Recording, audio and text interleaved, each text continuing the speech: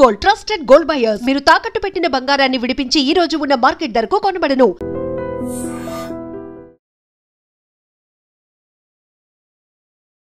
నమస్తే అండి. ఆహార విషం అంటే అప్పుడప్పుడు మీరు వింటుంటారు.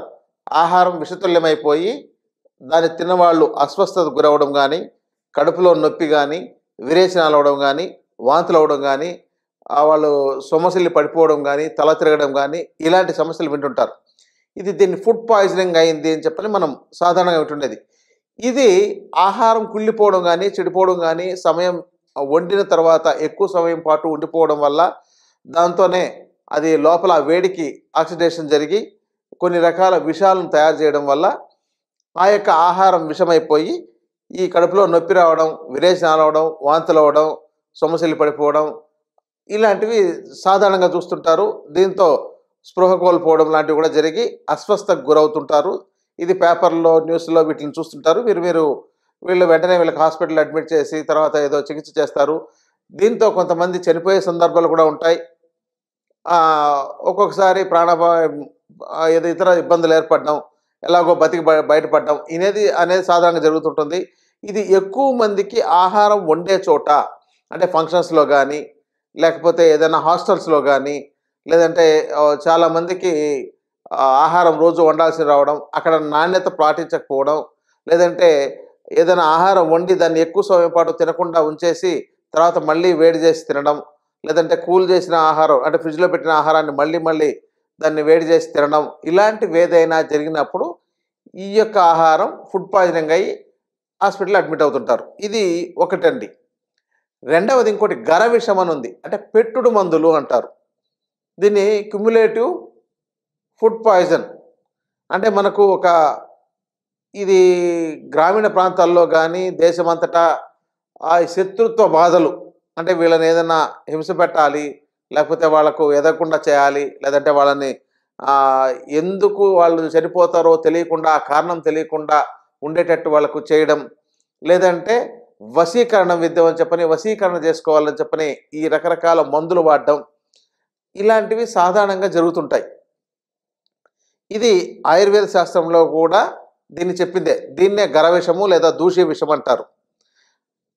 దీంట్లో జరిగేది ఏంటంటే వాళ్ళు కొన్ని పదార్థాలు అంటే మన గోర్లు కానీ, లేకపోతే వెంట్రుకలు కానీ, లేకపోతే ఎవరిదైనా వెంట్రుకలు కానీ, ఎవరిదైనా వాళ్ళ గోర్లు కానీ, లేకపోతే ఎముకలు లాంటి వీటిని రకరకాలుగా కొన్ని రకాల ద్రవ్యాలతో ఈ జిల్లేడు లాంటి వాటితో ఆకులు చెట్లు విషపు చెట్లు ఉంటాయి, అలాంటి వాటితో మిళితం చేసి బాగా నూరి ఏదైనా ఫుడ్ వాళ్ళు తినేటప్పుడు వాళ్ళకు నాన్ వెజ్లో కానీ, వెజ్లో కానీ, బజ్జీల్లో కానీ వేట్లైనా కొంచెం పెట్టి వాళ్ళకి అది ఇవ్వడం వల్ల వాళ్లకు ఎలాంటి అప్పటికప్పుడు ఇబ్బంది కలగదు, కానీ తర్వాత ఇబ్బంది కలుగుతుంటుంది. ఏంటి, కడుపులో ఏదో వికారంగా ఉండడం, రుచి తెలియకపోవడం, తల తిరుగుతుండడం, నీరసించిపోతుండడం, అసలు ఎప్పుడు కడుపులో ఏదో బరువుగా ఉన్నట్టు ఉండడం, ఆకలి కాలేకపోవడం, విరేచనం కూడా సరిగా కాలేకపోవడం, ఇలాంటి లక్షణాలు ఉంటూ వాళ్ళ శరీరం పాలిపోతూ ఉంటుంది.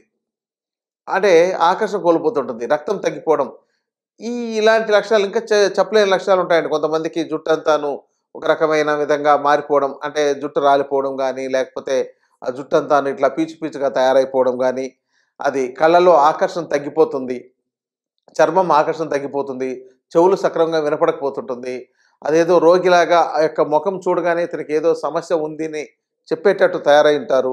తర్వాత వాళ్ళకు గొంతులో సమస్యలు వస్తుంటాయి, పొట్టలో నొప్పి, ఈ తర్వాత ఏదైనా ఆహారం తినాలంటే కొంచెం తినగానే కడుపు నిండిపోతుండడం, తినాలనిపించకపోవడం, రుచించకపోవడం, విరేచనం సరిగా కాలేకపోవడం, శరీరం బలహీనమైపోవడం, పడుకోవాలనిపించడం, ఇలాంటి లక్షణాలన్నీ ఈ గర విషంతోనూ అంటే దూషి విషంతో జరుగుతుంటుంది.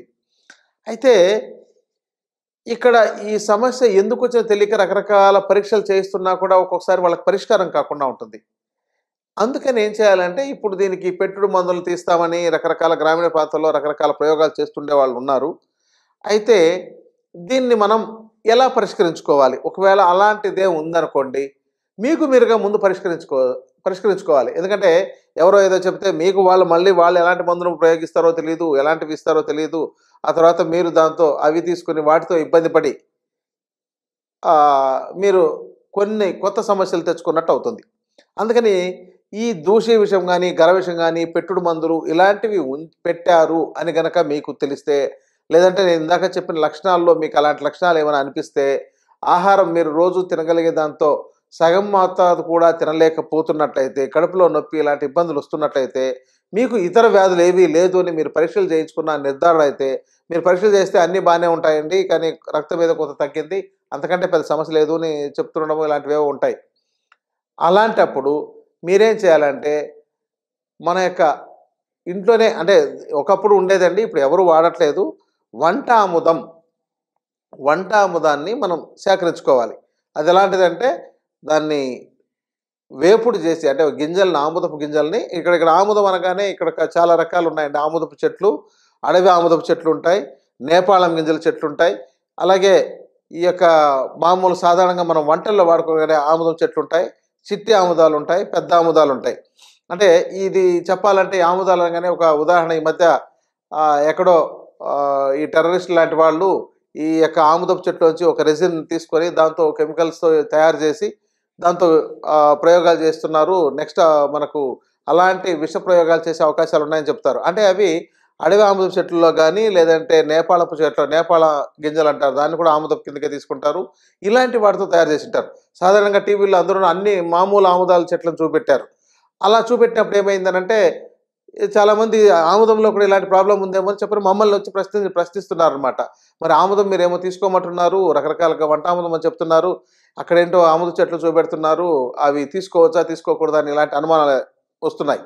కాబట్టి దీనిలో మన దేశీయంగా మన పంటల్లో పండించే చిట్టి ఆముదాలు కానీ లేదంటే పెద్ద ఆముదాలు కానీ వాటితో అలాంటి ప్రాబ్లం ఉండదు.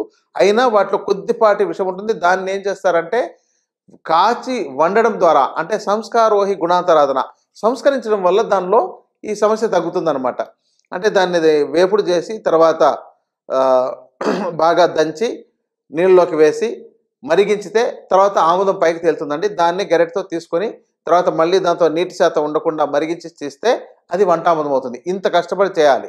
కాబట్టి వంటాముదం అంటే కాస్ట్ అంటే ఒక అరకిలో 500 ఉంది అని అంటే అమ్మో అంతనా ఆముదానికి అంత విలువైంది అని అడుగుతారు. కానీ ఇంత పని చేయాలంటే లేబర్ పని ఈరోజు ఇవన్నీ అంత ఖర్చు ఎక్కువయ్యింది.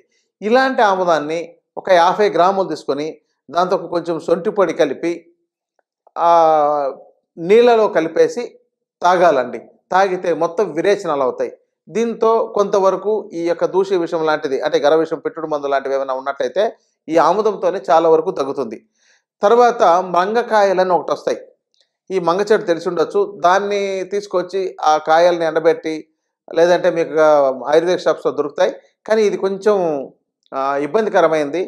దాన్ని వైద్యుల పర్యవేక్షణలో చేస్తే బాగుంటుంది. ఆ యొక్క కాయలను పొడి చేసి కషాయం చేసి ఆ కషాయంలోకి కొంచెం అతిమధురం చూర్ణము, వజ్ర చూర్ణము, కొంచెం ఉప్పు కలిపి బాగా తాగి ఫుల్గా అంటే పొట్ట నిండా తాగిన తర్వాత వేలు పట్టి కక్కినట్లయితే ఇలాంటి విషయాలు ఏమైనా ఉన్నట్లయితే అలాంటి మందులు ఏమైనా పెట్టుడు మందులు మీ జీర్ణాశయంలోనే అలాగే ఉండిపోయి ఉంటే అవన్నీ బయటకు వస్తాయి. ఇది వీలైతే వైద్యుల పరీక్షలు చేయించుకోండి. ఇది దీంతో చాలామంది ఇలాంటి సమస్యలతో బాధపడుతుండే వాళ్ళు ఉంటున్నారు. వాళ్ళకి విరేచనం సరే కాక ఇలాంటి ఇబ్బందులు కూడా ఉంటుంటాయి. కాబట్టి ఇది ఇలాంటి చికిత్సను వైద్యుల పర్యవేక్షణ చేసుకోవచ్చు. దీన్నే ఆయుర్వేదంలో శోధన కర్మ అని దాంతో వమన కర్మ అని చెప్పనే దాంతో కూడా ఇదే చికిత్స చేస్తారు. అయితే దానికి పూర్వకర్మలు, ప్రధాన కర్మలు, పశ్చాత్ కర్మ అనే ఒక 3 రకాల పద్ధతులు ఉంటాయి. ఆ పద్ధతితో దాన్ని చేస్తారు.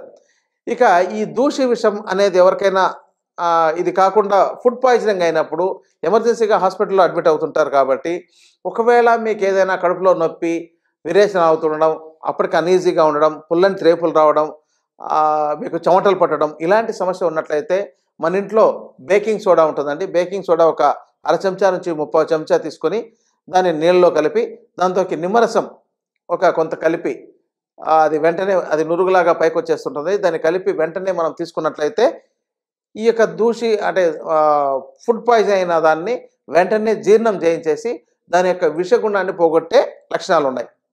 సో ఇది మన ఇంట్లో చేసుకోగలిగేవి. ఇంతకంటే సమస్య అయినప్పుడు మీరు వైద్యుల పర్యవేక్షణలో తగిన చికిత్స తీసుకొని మంచి ఉపశమనం పొందొచ్చండి. ఇక ఇది మీకు ఒక విజ్ఞానం రావడం కోసమే ఈ సమాచారం చెప్పాను. ఇతర వివరాలకు మీరు వైద్యులను సంప్రదించి ఇంకా దీనితో మరింత సమాచారాన్ని మీకు ఉన్న సమస్యలను బట్టి మీరు దానికి వివరణ తీసుకోవడం ఉత్తమం. నమస్తే. And for more videos, Please subscribe to iDream. Please subscribe to iDream. Please subscribe iDream. And please subscribe to iDream. For more videos, subscribe to iDream. please like, share and subscribe to the channel. Congratulations, iDream. Subscribe to iDream. Subscribe to iDream. So subscribe to iDream Media. iDream ki iDream team andarki huge congratulations. Please subscribe iDream Media. Please subscribe to iDream. Subscribe iDream. Please subscribe to iDream. iDream అంటే నా కళల channel subscribe చేసుకున్న నోరు తిరుగుతలేదు, మీరైతే గంట గుర్తు కొట్టండి. For more such videos, please subscribe to iDream. Subscribe to iDream. Please subscribe to iDream. Please subscribe iDream Media. Please do subscribe to iDream. Please subscribe to iDream Media. For best entertainment and information, please subscribe iDream. And don't forget to subscribe to iDream.